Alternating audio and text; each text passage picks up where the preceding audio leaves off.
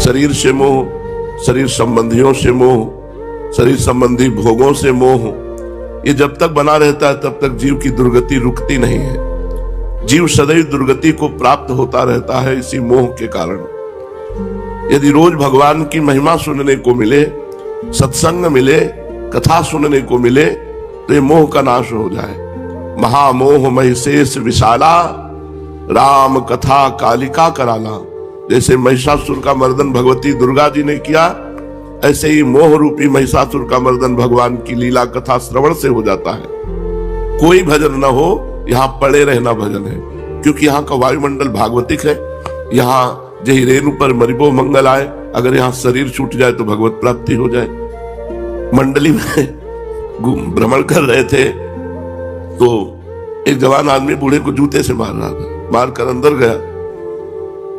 तो नजदीक पहुंचे और उनका, ए भाई ये कौन था तुम्हें मार रहा था, चलो हमारी मंडली के साथ खाओ पियो खूब आनंद से रहो, नाम कीर्तन भजन होता रहता है। बोले तू कौन है? बोले मंडली के स्वामी हैं, 50 संत हमारे साथ हैं, तुम्हारी दुर्दशा देखकर मैं कह रहा हूं। अरे बोले मेरा बेटा मुझे मार रहा है, तेरे को क्या परेशानी, तू यहां से जा। ये बहुत विचित्र भगवान की माया है। ऐसे परम पद है, पर जीव परम पद का त्याग करके भक्तों के हृदय में रहता है कि जितने को पहुंचा पाऊं भगवान के धाम। वादा है, केवल आज्ञा का पालन करो, ये सब बाहरी बातें मत देखो कि क्या है क्या नहीं क्या नहीं। हम समस्या में दुख में हैं देखने में, लेकिन हमारे जैसा सुख ब्रह्मा को भी नहीं है, ये भी ध्यान रखना। पड़ोस में है तकलीफ, पड़ोस है शरीर, हम बिल्कुल अलग है इससे। प्रहलाद जी के मन में आया कि नरसिंह भगवान प्रसन्न है, इस समय सबको वैकुंठ पहुंचाया जाए। बोले प्रभु हम तो आपके चरणामृत, लीलामृत, आपके नाम जप के, नाम कीर्तन के प्रभाव से इस माया पर विजय प्राप्त कर लीजिए। प्रभु कृपा करो इन प्राणियों पर जो मोह में फंसे हुए हैं। भगवान ने कहा लिवा लाओ, जिसको लिवा लाओगे वैकुंठ में ले चलेंगे। प्रहलाद जी पूरी नगरी में गए और जिससे कहते वैकुंठ चलना है, कभी आना नहीं है, ये सब छूट जाएगा, चलो, कोई तैयार नहीं। खाली वापस आ रहे थे तो एक सुकरी मिली। सुकरी से कहा अरे भाई तू मेरी बात मान जा, वैकुंठ चल, भगवान के काहे को नरक खा रही है। तो उनका वैकुंठ में विष्ठा मिलेगा कि नहीं? बोले नहीं, बोले नहीं जाना। जो जीव जहां आसक्त है, इतनी प्रबल भगवान की माया है कि उसे छोड़कर भगवान को मरने की तैयारी, फिर भी वही बहू बेटा लड़का बच्चा परिवार। आप लोग बड़े भाग्यशाली हो, गुरु कृपा पात्र हो, श्री जी की महाकरुणा है। महाप्रभु ने 3 बात ही कही है और श्री जी की प्राप्ति हो जाएगी। पहली बात कही, दूरादपास स्वजनान, अपने परिवार के सुख का त्याग कर दो। अगर तुम मैया बाबा परिवार के जन, इनका एक आकर्षण है, इस आकर्षण का यदि त्याग कर दो तो पहली सीढ़ी अध्यात्म की चढ़ गए आप। अतिशय प्रबल देव तो माया, छूटे राम करो जमताया। भगवान ने अपने लोगों के ऊपर देखो कैसी कृपा की। बचपन से घर से निकाला तो दोबारा चेहरा नहीं देखा। ये उनका प्रताप है, ये उनका बल है। नहीं भैया और भाभी, चाचा और चाची, ताऊ और सब दादी और ये सब, ये ऐसे छूट जाते हैं। अरे जन्म जन्म के बंधन इतने दृढ़ है, बहुत कठिन। पहला कान खोल के सुन ले, भगवत प्राप्ति करनी। दूरादपास, ये हरिवंश महाप्रभु के वचन, दूरादपास स्वजनान सुख मर्थ कोटिम, सर्वेषु साधन वरेषु चिरम निराशा, वर्षंत में सहजाद्भुत सौख्य धाराम, श्री राधिका चरण रेणु महामिश्वरामी। यदि आप अपने परिवार के संबंधों का त्याग कर दिए श्री जी के लिए, असरण शरण श्यामा जी को बानो, यदि आप असरण हो गए, यही कठिनता होती है।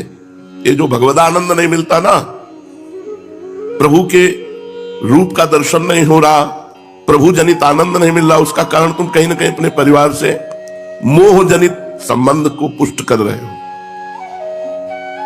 परिवार तो हरिराम व्यास जी का भी था वृंदावन में, लेकिन किंचन मात्र मोह थोड़ी था। उनके चरित्र में देख लो। परिवार तो भाई जी हनुमान प्रसाद पोद्दार जी का भी था। परिवार तो बहुत से ऐसे महाभागवत हुए जिनके हुए, लेकिन वो मोह रहे, ममता रहित।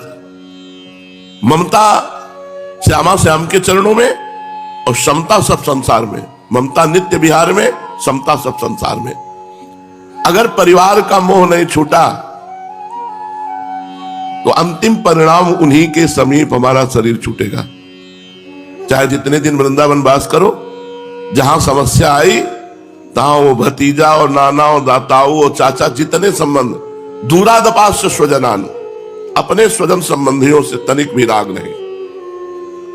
आओ जाओ मिलो बैठो, भगवान के सब स्वरूप हो। किसी से कोई अधिक ममता, परीक्षा लेनी हो ममता की है कि नहीं, तो प्रश्न करो ये मर जाए तो तुम्हारे में कैसा उत्तर आता है। अगर उत्तर आता है सही कि हमारे भजन में कोई विक्षेप नहीं पड़ेगा, या अभी मर जाए तो कोई बात नहीं, मर जाए तो उत्साह ही होगा, तो जान लो ममता तुम्हारी नष्ट हो रही है। हाय कैसे रहूंगा, तो ममता फिर हट जाना चाहिए। अगर विरक्त है, भगवत मार्ग का पथिक है, तो कभी अपने परिवार से तब तक संबंध न रखे जब तक ममता नष्ट ना हो जाए। और ममता नष्ट हो जाने पर ये सब नाटक दिखाई देता है माया का। ये सत्य नहीं है। ब्रह्म सत्यम जगन मिथ्या, उमा कहूं मैं अनुभव अपना, सत हरि भजन जगत सब सपना। आप हमें पहचानते नहीं, हम श्री जी के सिवा किसी को नहीं पहचानते। अगर पहचानते हैं तो राधा बोलो, पहचान हो जाएगी। राधा बोलो, आपके चरणों का दासत्व भाव हमारे हृदय में आ जाएगा। जो हरिवंश को नाम सुनावे तन मन तासु प्राण बलिहारी, दूरादपास्य स्वजनान। देखो परीक्षा करो, इतने लोग बैठे हो, दूरादपास्य स्वजनान। यदि आप अपने पारिवारिक संबंधों से नाता तोड़ चुके हैं तो श्री जी की प्राप्ति की जो 3 सीढ़ियां हैं, पहली सीढ़ी पार कर गए। दूसरा है सुखमर्थ कोटिम, रुपए के द्वारा प्राप्त होने वाले सुख, इनका त्याग करना। नहीं, बचपन से लेकर के भर पेट भोजन की भी व्यवस्था नहीं रही। कभी किसी छत के नीचे कमरा पंखा हो, किसी गृहस्थ के यहां सोए हो, जिंदगी में नहीं। कभी किसी की रसोई में बैठकर भोजन पाया हो कि वो गरम गरम बन रहा पाया, जिंदगी में नहीं। ये सिर्फ वृंदावन में। अब इसका कोई महत्व नहीं रह गया। अरे हमारे लिए वैकुंठ का विमान भी मौज नहीं दे सकता।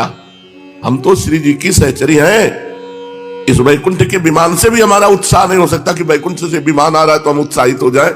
रुपए के द्वारा प्राप्त होने वाले सुख, भगवान की बड़ी कृपा, कोई महत्व नहीं है। ये हमारा हृदय जानता है तो भगवान जानते हैं। अगर आप रुपए के द्वारा प्राप्त होने वाले सुखों को सुखपूर्वक भोगते हैं, अब तुम्हें कैसे रहनी बतावे। कमरे में इतना ऊंचा गद्दा है, सर्दी में पावदान में लेटे, अपना नीचे का मार्किन उतार करके लेट गए। अब ये कौन जानता है? सब कोई सुला के जाता है गद्दे में और नीचे उतर कर पावदान में लेट गए, मार्किन ऐसे ओढ़ ली। जितनी देर बेसुध रहे ने बैठ करके तखत का सहारा लेकर फिर भजन शुरू। खान पान की तो कहना ही क्या है, भगवान की विशेष कृपा हमारे ऊपर है कि न रबड़ी न रसगुल्ला और ना इनकी चाहत है। और एक पूछ रहे थे, हमने सुना आपको रसगुल्ला बहुत प्रिय है। बहुत प्रिय। बोले हम बना के लाए, हमका दे दे। देखा भी नहीं, कहा हमें प्रिय है राधा नाम की रसगुल्ला प्रिय है। राधा नाम सुधा रसम रसेतुम जो व्यास में भी सही। हमसे अगर ईमानदारी से पूछो कि आपको क्या प्रिय है, तो हम ढूंढे तो जगत में कुछ मिलते नहीं। क्या प्रिय है? जो 6 घंटे बाद दुर्गंध युक्त मल बन जाए वो रसगुल्ला प्रिय है। तो जीवन भर फिर ये उपासना का मतलब क्या रहा? अर्थ के द्वारा प्राप्त होने वाली सुख संपत्ति का त्याग। दूसरी सीढ़ी आप पार कर गए, श्री जी के पास पहुंचने वाले हैं। तीसरी है सर्वेषु साधन वरेषु चिरम निराशा, साधना के द्वारा प्राप्त होने वाले सुख का त्याग। ये देखो, ये सबसे कठिन सीढ़ी है। जो आप साधन कर रहे हो उससे जो प्राप्त सुख है उनको भी स्वीकार नहीं करना। स्वीकार करना है श्री जी के चरण आश्रय का सुख। तो वर्षंत में वो सहजाद्भुत सौख्य धाराम श्री राधिका चरण रेणु महामिश्रा, केवल गोरे चरणारविंद का सुख। केवल लाडली जू के नाम रूप लीला धाम का गायन करके रुदन करना, उसमें सुख लेना, ये कोई साधन सुख नहीं, ये तो हमारा जीवन है। साधना और अष्टांग योग, सांख्य योग और भी जो साधन है उनके द्वारा हमें सुख प्राप्त नहीं करना। तब श्री जी की प्राप्ति निश्चित है। इन 3 बातों को समझ लो जो श्री जी को देने के लिए अवतार धारण के हरिवंश महाप्रभु वो कह रहे हैं। दूरादपास्य स्वजनान सुखमर्थ कोटिम सर्वेषु साधन वरेषु चिरम निराशा, तो वर्षंत में वो सहजाद्भुत सौख्य धाराम श्री राधिका चरण रेणु महामिश्मरामी। बस श्री लाडली जू से अपनापन। कई बार सत्संग में कहा है आश्रय से भगवत प्राप्ति होती। देखा, सब छोड़ करके दिखाई दे रहा है कि अब भगवान के आश्रित है, लेकिन पाई भर आश्रय नहीं।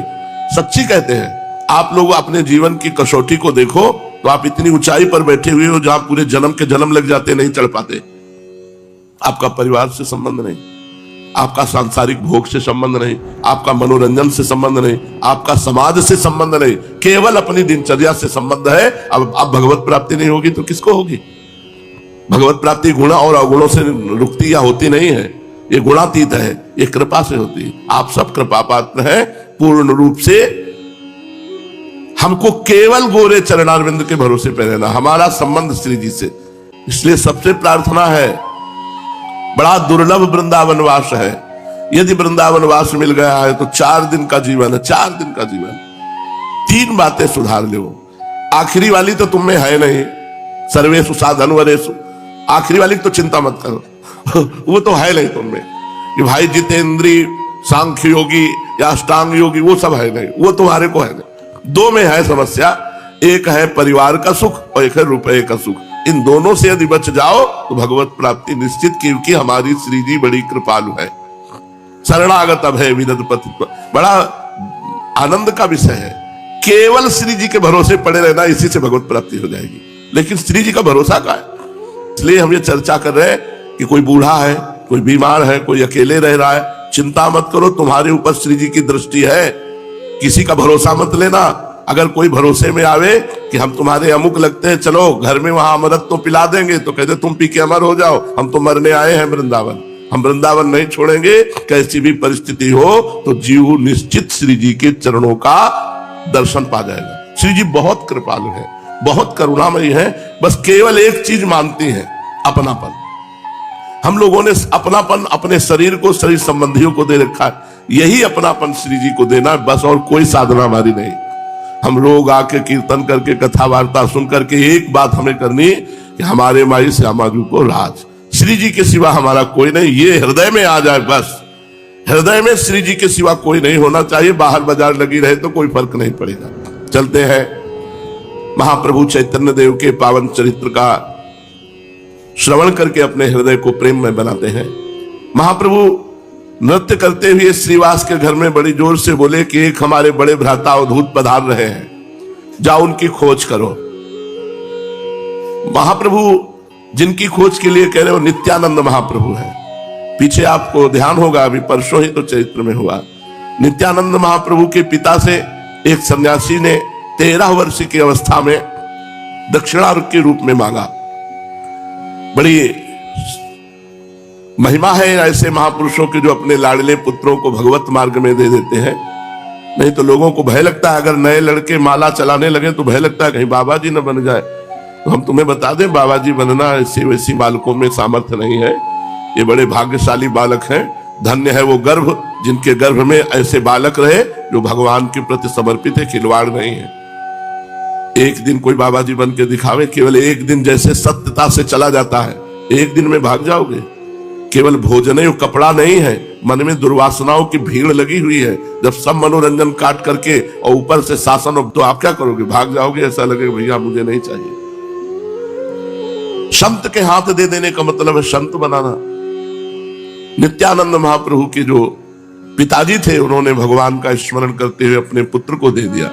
वो सन्यासी जी की सेवा में काफी समय तक रहे। फिर पता नहीं सन्यासी जी अंतर ध्यान हो गए या आज्ञा कर दी, तो समस्त भारत के तीर्थों का भ्रमण करते हुए नित्यानंद महाप्रभु ब्रज में आए। ब्रज के तीर्थों का भ्रमण करके एक आकर्षण हुआ और नवद्वीप पहुंचे। इधर आकर्षण हुआ, ये नवद्वीप पहुंचे, उधर आकर्षण हुआ चैतन्य महाप्रभु को कि कोई अवधूत आए हैं। तो नित्यानंद महाप्रभु के प्रेम के आकर्षण से आकर्षित होकर चैतन्य महाप्रभु के भक्तजन ढूंढ रहे थे कि कहां है वो अवधूत जिनकी चर्चा महाप्रभु ने भावावेश में कीर्तन के समय की।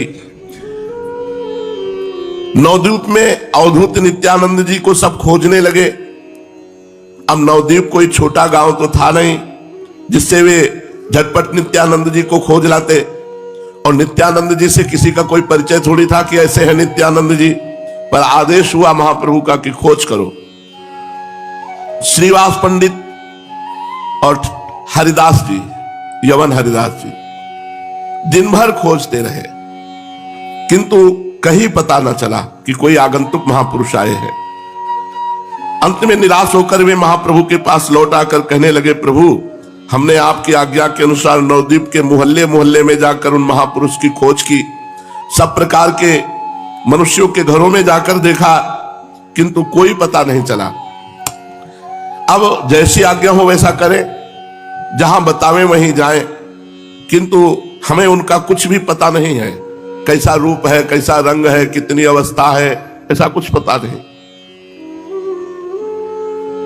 महाप्रभु इनकी बात सुनकर मुस्कुराए और सबकी ओर देखते हुए बोले, वो स्वयं जरूर यहां आ जाएंगे। मुझे रात्रि में स्वप्न हुआ है कि वे महापुरुष जरूर यहां आ गए हैं, लोगों से मेरे घर का पता पूछ रहे हैं। अच्छा, एक काम करो, हम सभी लोग चलते हैं ढूंढने के लिए। ये कहकर महाप्रभु उसी समय उठकर चल दिए। उनके पीछे गदाधर, श्रीवास आदि भक्तगण भी हो लिए। प्रभु उठकर सीधे वहीं गए, पंडित नंदनाचार्य जी के घर में नित्यानंद महाप्रभु रुके हुए थे। आचार्य के घर में जाकर देखा, दिव्य कांति युक्त महापुरुष अमित तेजस्वी संपूर्ण घर को मानो प्रकाशित कर रहे हैं और पद्मासन में बैठे थे नित्यानंद महाप्रभु। उनके मुखमंडल की तेजोमयी किरणों से ग्रीष्म के प्रभाकर की किरणों की भांति प्रखर प्रचंडता नहीं थी। शरद चंद्रमा की किरणों के समान शीतलता, शांतता और मनोहरता मिली हुई थी। गौरांग महाप्रभु ने भक्तों के सहित जाकर नित्यानंद महाप्रभु की चरण वंदना की और एक और चुपचाप बैठ गए। कोई किसी से बात नहीं कर रहा। नित्यानंद प्रभु निर्निमेष दृष्टि से गौरांग महाप्रभु के मुख चंद्र की ओर देख रहे हैं। भक्तों ने देखा, पलकों का गिरना एकदम बंद है दोनों महापुरुष की। नित्यानंद महाप्रभु गौरांग महाप्रभु को देख रहे हैं, गौरांग महाप्रभु नित्यानंद महाप्रभु को। सभी स्थिर भाव से मंत्र मुग्ध की भांति नित्यानंद महाप्रभु की ओर देख रहे थे। प्रभु ने अपने मन में सोचा कि भक्तों को नित्यानंद जी की महिमा दिखानी चाहिए, इन्हें कोई प्रेम प्रसंग सुनाना चाहिए जिसके श्रवण से इनके शरीर में सात्विक भावों का उद्दीपन हो। इनके भावों का उदय होने से ही भक्त इनके मनोगत भावों को समझ सकेंगे। यह सोचकर महाप्रभु ने श्रीवास पंडित को कहा, कोई श्लोक सुनाओ। प्रभु के मनोगत भाव को समझकर श्रीवास इस श्लोक को पढ़ने लगे। जिस श्लोक को सुनकर परमहंस श्री सुखदेव जी ने 18,000 श्लोक कंठस्थ किए। ये वही श्लोक है जिसको सुनकर के ब्रह्मानंद में छके हुए परमहंस श्री सुखदेव जी महाराज अपने पिता भगवान व्यासदेव जी से 18,000 श्लोक वाले श्रीमद् भागवत ग्रंथ को कंठस्थ किया। श्रीवास बड़े मधुर स्वर से, उच्च स्वर से सुनाने लगे। बरहा पीड़म नटवर वपु कर्णयो कर्णिकारम बिभ्रद्वासः कनक कपिशम वैजयंतीं चमालां रंध्रान् वेणोरधर सुधया पूरयन् गोपवृन्दैः वृंदारण्यम स्वपद रमणम प्राविशद्गीत कीर्ति। श्रीमद् भागवत के 10वें स्कंद के इस श्लोक में कितना माधुर्य है। इसे तो संस्कृत साहित्यानुरागी सहृदय रसिक भक्त ही अनुभव कर सकते हैं। इसका भाव शब्दों में व्यक्त किया ही नहीं जा सकता। ब्रजमंडल के भक्तगण तो इसी श्लोक को श्रीमद् भागवत के प्रचार में मूल कारण बताते हैं। बात यह थी कि भगवान सुखदेव जी तो बाल्याकाल से ही विरक्त थे। वे अपने पिता भगवान व्यासदेव जी के पास ना आकर घोर जंगल में अवधूत वेश में विचरण करते थे। व्यास भगवान ने उसी समय श्रीमद् भागवत की रचना की थी। उनकी इच्छा थी कि श्री सुखदेव जी इस श्रीमद् भागवत का श्रवण करके दूसरों को सुनाएं, किंतु जितनी देर गौ दुही जा सकती है उतनी देर से अधिक कहीं श्री सुखदेव जी रुकते नहीं थे। 18,000 श्लोक वाली श्रीमद् भागवत को किस प्रकार पढ़ सकते। इसलिए व्यासदेव जी को जो मन में भाव था कि सुखदेव जी श्रीमद् भागवत पढ़े, वो मन में ही दबी रही। व्यासदेव जी के शिष्य घोर जंगल में समिधा, कुश तथा फल फूल लेने जाया करते थे। एक दिन उन्हें इस बीहड़ वन में एक सिंह मिला। सिंह को देखकर वे लोग डर गए। और आकर भगवान व्यासदेव जी से कहने लगे, गुरुदेव अब हम घोर जंगल में नहीं जाया करेंगे। आज हमें सिंह मिला था, उसे देखकर हम सब के सब भयभीत हो गए। शिष्यों के मुख से ऐसी बात सुनकर भगवान व्यासदेव जी कुछ मुस्कुराए और थोड़ी देर सोचकर बोले, व्याघ्र से तुम लोगों को भय किस बात का है? चलो हम तुम्हें एक ऐसा मंत्र बता देंगे कि उसके गायन के प्रभाव से कोई भी हिंसक जंतु तुम्हारे पास नहीं फटक सकेगा। शिष्यों ने गुरुदेव के वाक्य पर विश्वास किया और दूसरे दिन स्नान संध्या से निवृत्त होकर हाथ जोड़े हुए वे गुरुदेव के समीप गए और हिंसक जंतु निवारक मंत्र की जिज्ञासा की कि आपने कहा था जंगल में समिधा फल पुष्प लेने जाएंगे तो हम एक मंत्र बता देंगे, उसका उच्चारण करेंगे तो कोई भी हिंसक जंतु तुम पर आक्रमण नहीं करेगा। हाथ जोड़े हुए वे खड़े थे तो भगवान व्यासदेव जी ने इसी श्लोक को कहा, बरहापीडम नटवर बपुः कर्णयो कर्णिकारम। ये श्लोक सिखा दिया।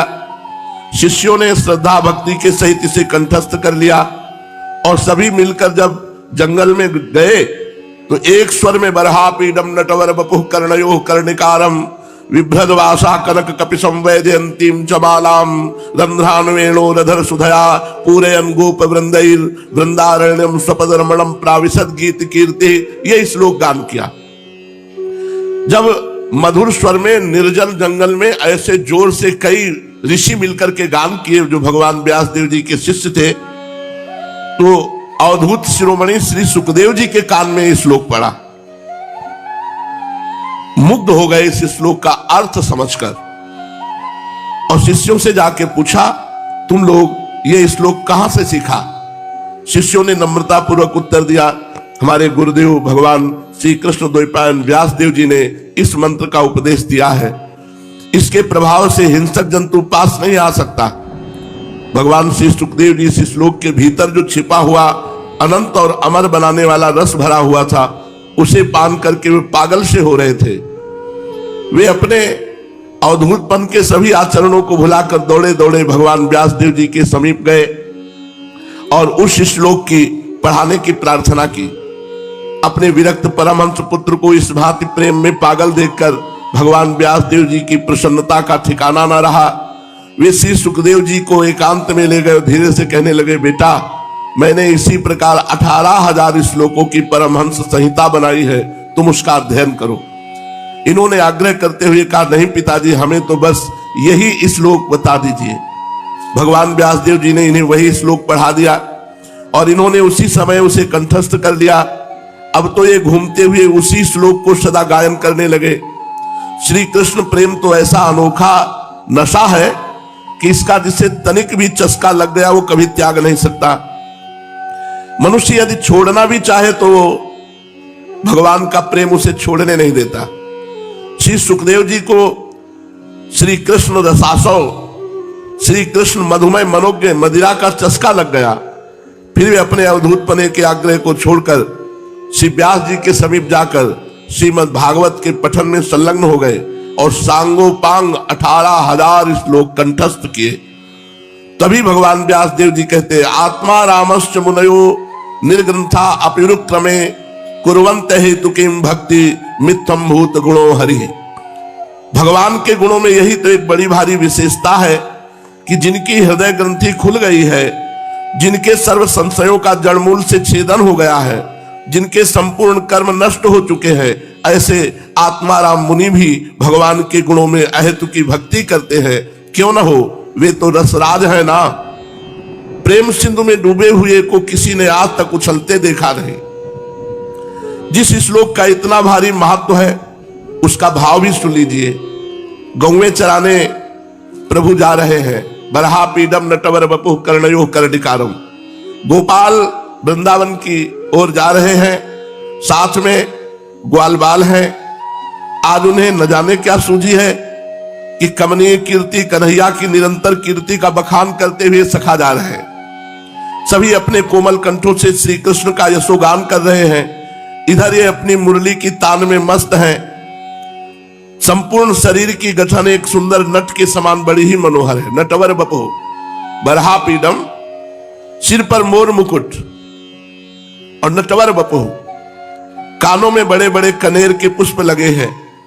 कनक के समान, बिजली के समान, स्वर्ण के समान जिसकी कांति, ऐसा पीतांबर धारण किए हैं। शरीर श्याम सुंदर है, श्याम शरीर है। बरहा पीडम नटवर बपुः कर्णयोः कर्णिकारम बिभ्रद वासा कनक कपिशम वैजयंतीम चमालम, वैजयंती माला धारण किए हुए हैं और आंखों की भ्रकुटियों को चढ़ाए हुए टेढ़े होकर बंसी के छिद्रों को अपने अधरामृत से पूर्ण करने में तत्पर है। उन छिद्रों में से विश्व मोहिनी ध्वनि सुनाई पड़ रही है। पीछे पीछे ग्वाल बाल यशोदानंदन का यशोगान करते हुए जा रहे हैं। इस प्रकार के मुरली मनोहर अपनी पदरज से वृंदावन की भूमि को पावन बनाते हुए ब्रज में प्रवेश कर रहे हैं। जगत को उन्मादी बनाने वाले इस भाव को जब अवधूत शिरोमणि सुखदेव जी सुनकर के पागल हो गए, तो फिर अवधूत नित्यानंद जी कैसे शांत बैठे रह सकते थे। जे हुई नित्यानंद जी को यह श्लोक श्रीवास के मुख से सुनने को मिला, हुंकार मारी आसन में बैठे थे और मूर्छित होकर पृथ्वी पर गिर पड़े। मूर्छित होते ही प्रभु ने श्रीवास से कहा, दोबारा इसी श्लोक का गान करो। श्रीवास जब दोबारा श्लोक पढ़ने लगे तो नित्यानंद प्रभु जोरों से हुंकार करते हुए हा कृष्ण हा कृष्ण। उनके दोनों नेत्रों से अविरल अश्रु बह रहे थे। शरीर के सभी रोम बिल्कुल खड़े हो गए, पसीने से शरीर भीग गया। प्रेम में उन्माद की भांति नृत्य करने लगे। प्रभु चैतन्य महाप्रभु, गौरांग महाप्रभु उठे और नित्यानंद महाप्रभु को गले से लगा लिया। दोनों महापुरुष परस्पर एक दूसरे का गाढ़ आलिंगन करने लगे। नित्यानंद प्रभु प्रेम में बेसुध से प्रतीत हो रहे थे।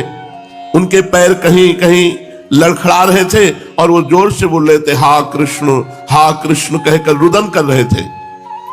रुदन के बीच बीच में जोर से हुंकार करते थे।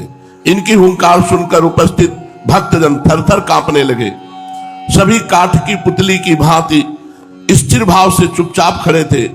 इसी बीच बेहोश होकर के नित्यानंद महाप्रभु निमाई अर्थात चैतन्य महाप्रभु की गोद में गिर पड़े।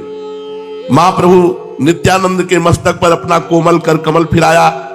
उनके स्पर्श मात्र से नित्यानंद जी को परमानंद प्रतीत हुआ। वे कुछ कुछ प्रकृतिस्थ हुए। नित्यानंद प्रभु को प्रकृतिस्थ देखकर प्रभु दीन भाव से कहने लगे, श्रीपाद, आज हम सभी लोग आपकी पद धूलि को मस्तक पर चढ़ाकर कृतकृत्य हो गए। आपने अपने दर्शन से हमें बड़भागी बना दिया। प्रभु, आप जैसे अवधूतों के दर्शन भला हमारे जैसे संसारी पुरुषों को हो ही कैसे सकते हैं। हम तो ग्रह रूपी कूप के मंडूक हैं, इसे छोड़कर कहीं जा ही नहीं सकते। और आप जैसे महापुरुष हमारे ऊपर हेतु की कृपा करके स्वयं ही घर बैठे हमें दर्शन देने आ जाते हैं। इससे बढ़कर हमारा और क्या सौभाग्य हो सकता है।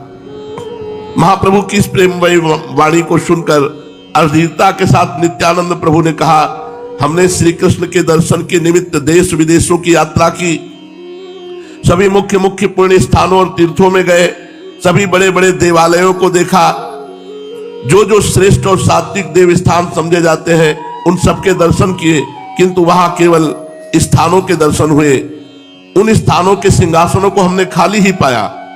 भक्तों से हमने पूछा कि इन स्थानों से भगवान कहां चले गए, तो मेरे इस प्रश्न को सुनकर बहुत से चकित रह गए, बहुत से चुप हो गए, बहुतों ने मुझे पागल समझा। मेरे बहुत तलाश करने पर एक भक्त ने बताया कि भगवान तो नवद्वीप में प्रकट होकर श्री कृष्ण संकीर्तन का प्रचार कर रहे हैं, तुम उन्हीं की शरण में जाओ, तभी तुम्हें शांति प्राप्त हो सकेगी। इसलिए हे मैं नवद्वीप में आया हूं। दयालु श्री कृष्ण ने कृपा करके स्वयं ही मुझे दर्शन दिए। अब वे मुझे अपनी शरण में लेते हैं या नहीं, इस बात को वे जाने। इतना कहकर फिर नित्यानंद महाप्रभु गौरांग महाप्रभु की गोदी में लुढ़क पड़े, मानो उन्होंने अपना सर्वस्व गौरांग महाप्रभु के चरणों में अर्पित कर दिया हो। महाप्रभु ने धीरे धीरे उन्हें उठाया और नम्रता के साथ कहने लगे, प्रभु आप स्वयं ईश्वर हैं। आपके शरीर में सभी ईश्वरता के चिन्ह प्रकट होते हैं। मुझे भुलाने के लिए आप मेरी ऐसी स्तुति कर रहे हैं। ये सब गुण तो आप में ही विद्यमान है, हम तो साधारण जीव हैं, आपकी कृपा के भिखारी हैं। इन बातों को भक्त मंत्रमुग्ध की भांति चुपचाप पास में बैठे हुए आश्चर्य के साथ सुन रहे थे। मुरारी गुप्त ने धीरे से श्रीवास से पूछा, इन दोनों की बातों से पता ही नहीं चलता कि इनमें कौन बड़ा है और कौन छोटा।